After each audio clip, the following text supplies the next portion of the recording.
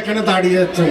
আমার দুঃসংবাদটা হচ্ছে চকরিয়া পৌরসভা যুবদলের সাবেক সাংগঠনিক সম্পাদক, বর্তমান পৌরসভা যুবদলের সভাপতি নুরুল আলম, 2 নম্বর ওয়ার্ড নিবাসী নুরুল আলম, যে কয়েকটি মামলার আসামি হয়ে এখন দীর্ঘদিন ক্যান্সারে ভোগার পর ইন্ডিয়া থেকে এসে আল্লাহর জিম্মায় চলে গেছে। ইন্না লিল্লাহি ওয়া ইন্না ইলাইহি রাজিউন।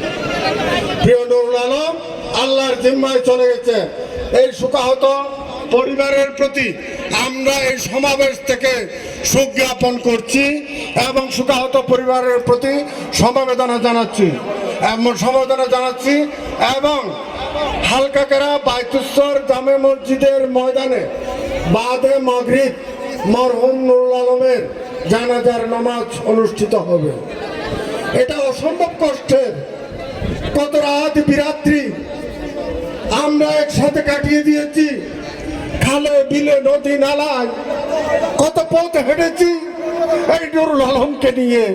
অনেক গল্প হৃদয়ের মাঝে জমা আছে, কিন্তু আজকে অতি অল্প বয়সে মাত্র 2 সন্তানের পিতা হয়ে এই সন্তানগুলোকে পৃথিবীতে রেখে এতিম করে তিনি চলে গেছেন আল্লাহর ডাকে সাড়া দিয়ে।